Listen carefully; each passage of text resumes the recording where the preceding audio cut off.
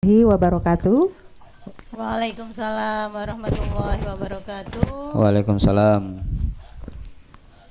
Baik, Bu Endang sama Pak Sahrul masih semangat ya? Masih semangat Bu Yuliana. Luar biasa.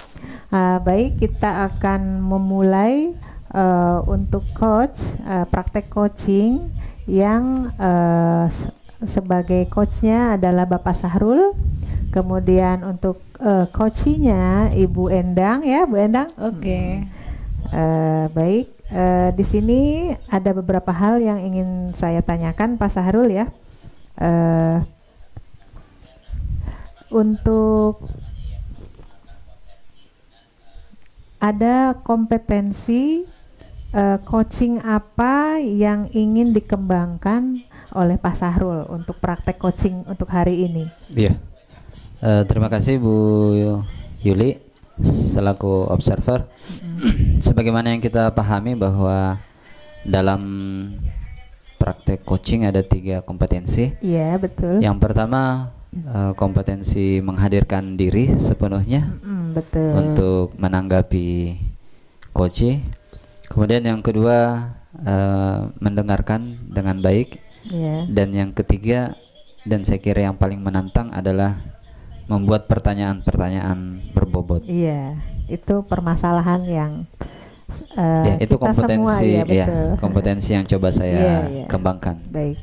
Nah, dari ketiga kompetensi coaching itu, nah, indikator ketercapaian dari tujuan pengembangan yang ingin diharapkan oleh Pak Sahrul itu seperti apa? Iya, saya sih berharap pertama menghadirkan diri sepenuhnya dalam menghadapi coaching itu bisa terlihat dari kenyamanan coachingnya dalam bercerita, menyampaikan seluruh kondisinya sampai pada tahap akhir bisa mendapatkan solusi, ide-ide dari penyelesaian kondisinya itu, Bu. Iya. Kemudian yang kedua, dalam praktek kompetensi mendengarkan, ya saya berharap saya bisa memahami seluruh kondisi informasi yang disampaikan oleh coach, sehingga saya bisa membantu coach untuk mendapatkan penyelesaian dari apa yang dihadapinya, Bu. Oh iya. Baik. Dan yang ketiga, saya berharap dari pertanyaan-pertanyaan berbobot yang saya ajukan itu bisa menggali dengan sebaik mungkin kondisi coach, dan dari situ kami secara bersama-sama bisa mendapatkan satu penyelesaian yang terbaik. Iya. Saya kira itu, Bu. Nah, intinya supaya praktek coaching ini dikatakan berhasil ya Pak ya. Betul. Baik. Baik, kita langsung aja untuk Pak Sahrul dengan Ibu Endang untuk praktek coachingnya. Silakan. Oke. Baik. Selamat siang Pak Syahrul. Assalamualaikum. Waalaikumsalam. Bu Syahrul Endang. sehat? Sehat, alhamdulillah. Makin sehat kayaknya ya Pak ya.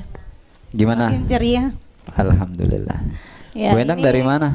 Dari sekolah, sengaja nih ke tempat Pak Syahrul mau sharing-sharing nih. Kan ada beberapa sih hal yang saya pikirkan ya belakang ini, mudah-mudahan dengan sharing sama Pak Sahrul mungkin nanti ada solusi ya ke depannya terhadap Baik. permasalahan yang saya hadapi ya. Jadi apa nih tujuan Bu Endang berdiskusi pada kesempatan kali ini? Apa kira-kira yang ingin kita capai, Bu Endang? Ya, saya kan ini ada permasalahan tentang pekerjaan saya, terutama di kurikulum Pak. Kebetulan saya kan megang di kurikulum ya di SMP 15, kemudian ternyata banyak guru-guru secara administrasi ini nggak beres, RPP-nya belum sesuai dengan aturan yang sudah kami kursilas yang sudah dicontohkan gitu ya, kemudian tidak menyesuaikan dengan kondisi siswa gitu ya, jadi kebanyakan dari MGMP cuma diganti nama aja nih Pak, kemudian di kenyataannya banyak juga selain dari administrasi, banyak guru yang di sini ngajar di tempat yang berbeda Pak, karena kita 2 sesi ya. Di 15 itu 2 sesi kayak 13 ya. Jadi kalau yang sesi siang mereka ngajar di pagi nih. Yang pagi banyak juga yang ngajar sekolah di kelas siang gitu. Oke. Jadi ini menjadi permasalahan bagi saya ya. Kira-kira nanti mudah-mudahan dan ngobrol gini saya ada solusi ya. Baik Bu Endang, jadi tadi saya nyatat tujuannya ini terkait penyelesaian perangkat pembelajaran ya, Bu. Ya. Oke. Adanya perangkat pembelajaran. Perangkat pembelajaran Bu Endang sebagai kurikulum ya, Bu.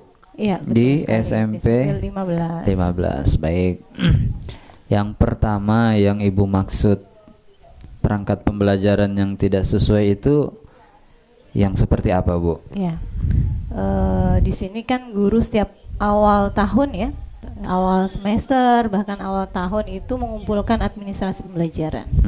Mulai dari silabus, RPP ya, kemudian jadi hitwork ya, kemudian ada ya mulai dari KKM dan lain sebagainya ya, yang harus guru kumpulkan. Dan di situ terutama dari RPP nih, saya lihat guru ini banyak sekali yang belum juga mengumpulkan nih. Pertama belum mengumpulkan dari seharusnya deadline di awal pembelajaran dia mengumpulkan, belum mengumpulkan. Baik. Kedua, yang sudah mengumpulkan pun ini kebanyakan ini emang buatan oleh MGMP. Sebenarnya ini bukan masalah ya ketika RPP ini buatan MGMP kita sadur, tapi kan harus disesuaikan dengan kondisi latar belakang murid dan sekolah gitu. Tapi ternyata di situ saya baca, saya lihat banyak yang belum sesuai dengan kondisi penerapan di sekolah dan sarana prasarana sekolah. Baik. Jadi seperti hanya formalitas ngumpulin saja. Baik, baik. Dan juga tentang ini Pak, kehadiran guru. Jadi guru sering hadir terlambat karena dia memang kita 2 sesi ya, terutama yang siang nih. Guru ngajar di sekolah lain belum selesai, jadi datang terlambat di 15 ini, datang ke sekolahnya jadi terlambat. Jadi nggak optimal ya ngajar anak. Baik, baik. Udah tenaganya habis di sekolah yang pertama ya, yang pagi ya. Sisa-sisa tenaga di 15 udah gitu terlambat, ngajarnya nggak optimal ya. Ini jadi permasalahan, benar-benar jadi permasalahan pemikiran bagi saya. Kira-kira solusi apa sih yang bisa saya terapkan agar ini lebih baik dan tidak berlanjut terus menerus dari tahun ke tahun, bahkan ini sudah jadi kebiasaan. Baik. Jadi yang saya tangkap permasalahan perangkat. Ya. Kemudian yang kedua terkait ada beberapa guru yang mendua ya. Ya, Jadi mendua, ada ngajar di tempat lain, Bu ya. Betul. Dan menurut Ibu Endang itu tidak sesuai dengan harapan Ibu Endang sebagai kurikulum. Betul sekali. Nah, harapan Bu Endang seperti apa? Seharusnya mereka itu seperti apa, Ibu?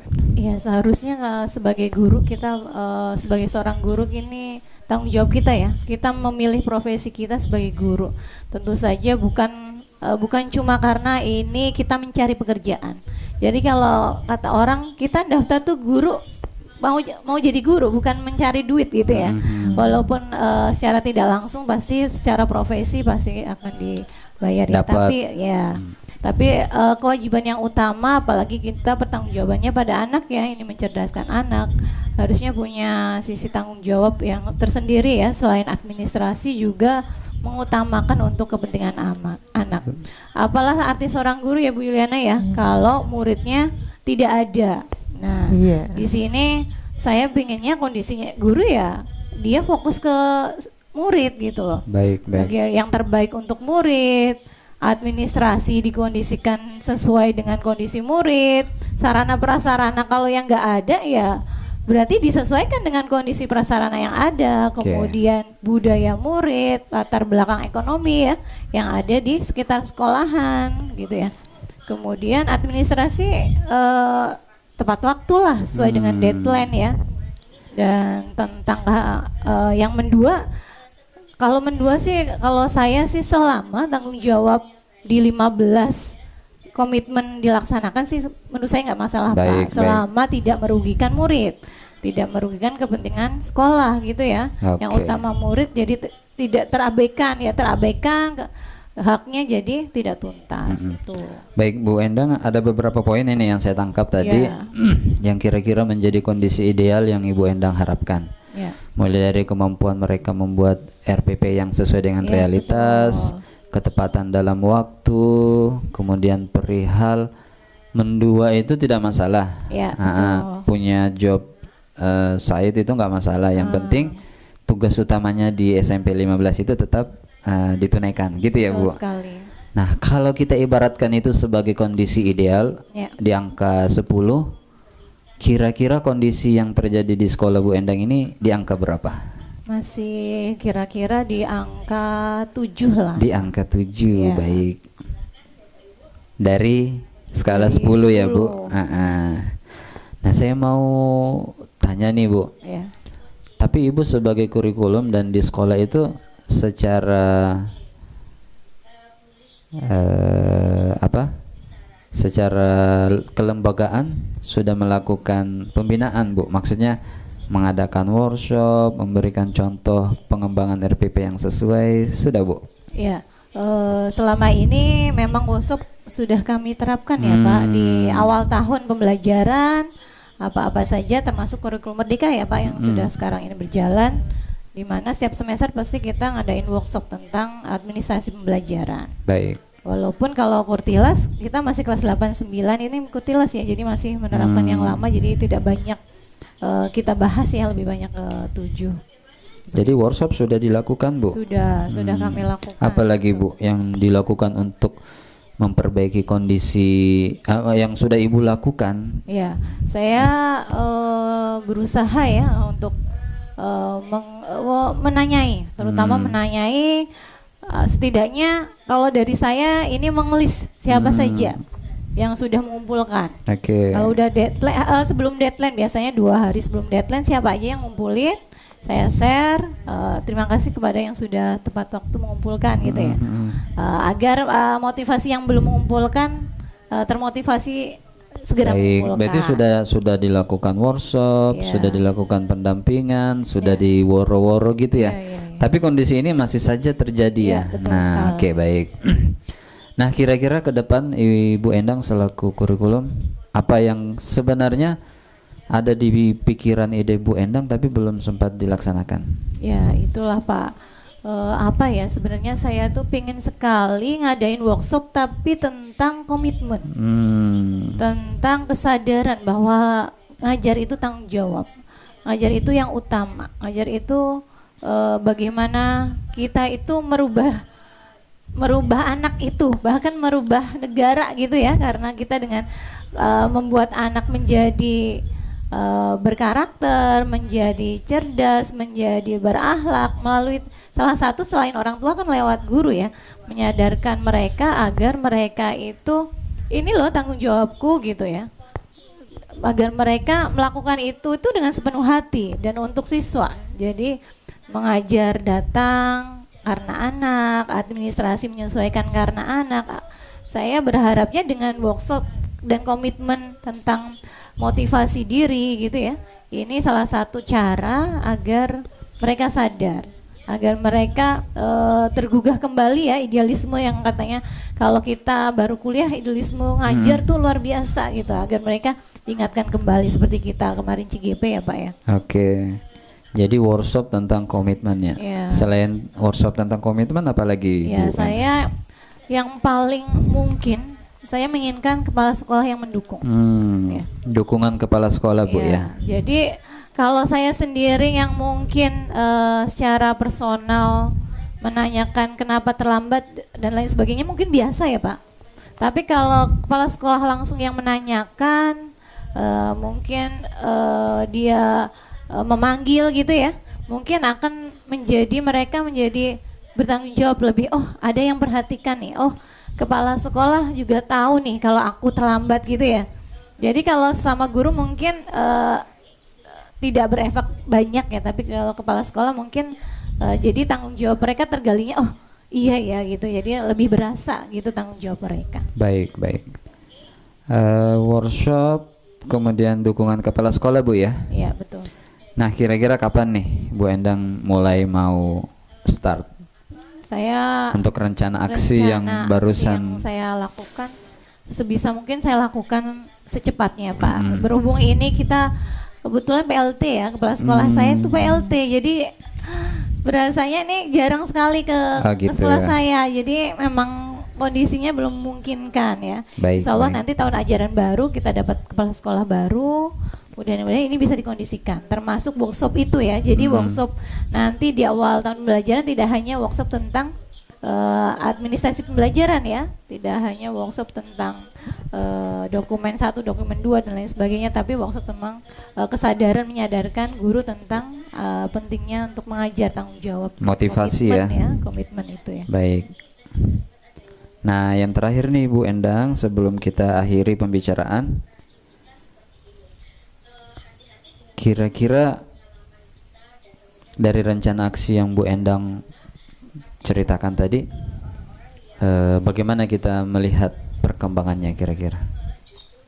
Ya, perkembangannya aksinya mudah-mudahan sih berhasil ya Pak. Mm-mm. Walaupun saya nggak jamin 100%, tapi di angka 90 tuh udah luar biasa bagi Gitu saya. ya.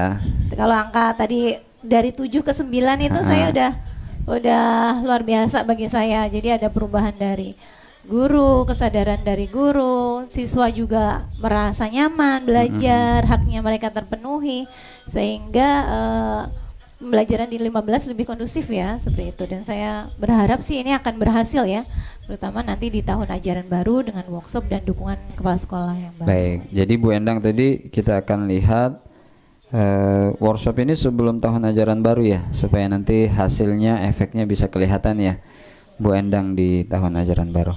Baik Bu Endang, pembicaraan kita saya kira udah sangat lengkap insya Allah. Saya mencatat beberapa hal. Yang pertama, saya sangat tertarik dari kondisi yang terjadi di sekolah Bu Endang selaku wakil kurikulum ya Bu Endang, yang melihat kondisi teman-teman kayaknya memang bukan cuma di sekolah Bu Endang sih, sudah di beberapa sekolah juga terjadi. Yang pertama RPP, bahasa kasarnya copy paste gitu. Kemudian sudah workshop berkali-kali tapi seolah-olah kayak lewat begitu saja ya Bu Endang. Kemudian beberapa rencana aksinya, saya tertarik bahwa yang dibutuhkan oleh guru itu bukan cuma workshop tentang kemampuan teknis ya dalam pengembangan perangkat pembelajaran, tetapi workshop terkait dengan komitmen dan motivasi menjadi seorang guru. Baik.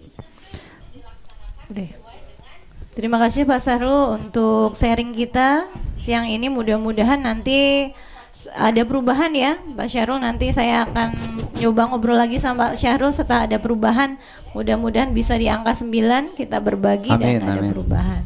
Baik, sama-sama Bu Nggak Endang bosan ya Pak Syahrul ya saya kesini. Ya enggak lah, kan sharing Bu Endang. Oke. Ya. Terima kasih Pak Syahrul. Assalamualaikum. Assalamualaikum warahmatullahi. Waalaikumsalam warahmatullahi. Baik. Baik Pak Sahrul dengan Bu Endang tadi luar biasa sekali ya praktik coachingnya. Semua alur dari Tirta itu sepertinya tidak ada yang terlewatkan. Semuanya tahapan demi tahap semua dilalui dengan baik ya. Alurnya udah bagus semuanya. Baik. Kemudian untuk pasca percakapan nih, apa yang sudah dilakukan saat melakukan coaching yang menjadi indikator ketercapaian pengembangan yang diinginkan? Iya. Nah, Pak Sahrul silakan. Ya, yang pertama saya mencoba Bu hadir secara sepenuhnya Iya. dengan bahasa tubuh menghadap ke Bu Endang Iya. dan memperhatikan seluruh item pembicaraan yang disampaikan oleh beliau. Iya. Kemudian dari apa yang beliau cerita di awal, kemudian saya memulai menggali, menanyakan yang dimaksud beliau sebagai sebuah masalah itu apa sebenarnya. Saya gali, kemudian saya menanyakan rencana aksinya, dan yang terakhir komitmen sebagai bentuk tanggung jawab. Ya, jadi saya melakukan mindfulness, kemudian yang kedua memberikan pertanyaan-pertanyaan ya sebagai upaya untuk menggali, dan yang ketiga mendengarkan dengan seksama. Iya. Kemudian dari kompetensi yang sudah dari awal sudah disampaikan Pak Sahrul. Nah, menurut Pak Sahrul, apalah dari ketiga itu apa yang ingin dikembangkan dari praktek coaching ini? Ya, sebenarnya ketiga-tiganya sih masih butuh saya kembangkan, tapi kalau disuruh milih satu, saya masih sangat perlu mengembangkan pertanyaan berbobot. Iya. Bukan saja terkait teknik bertanyanya, tetapi menguasai bidang yang disampaikan oleh coach itu kan kita harus punya pengalaman di bidang itu. Betul banget. Menggali lebih dalam dan lebih dalam. Ini iya. yang sulit ya. Iya. Nah, mungkin menjadi bahan pembelajaran juga buat kita semua, dan saling sharingnya itu ya, dengan adanya praktek seperti ini justru itu sudah memberikan poin kepada kita untuk belajar coaching yang lebih baik lagi. Betul, Tentunya dengan banyak berlatih dan praktik gitu ya, seperti ini. Baik. Tadi untuk kesimpulan Tutup. deh. Udah. Tutup. Baik, kita tutup saja untuk praktek hari ini, dan kita sama-sama untuk belajar menjadi lebih baik lagi, dan kita bisa mempraktikannya dalam situasi baik di rumah, sekolah, maupun di lingkungan kita masing-masing. Terima kasih, kita tutup. Billahi taufiq wal hidayah. Assalamualaikum warahmatullahi wabarakatuh. Waalaikumsalam warahmatullahi wabarakatuh.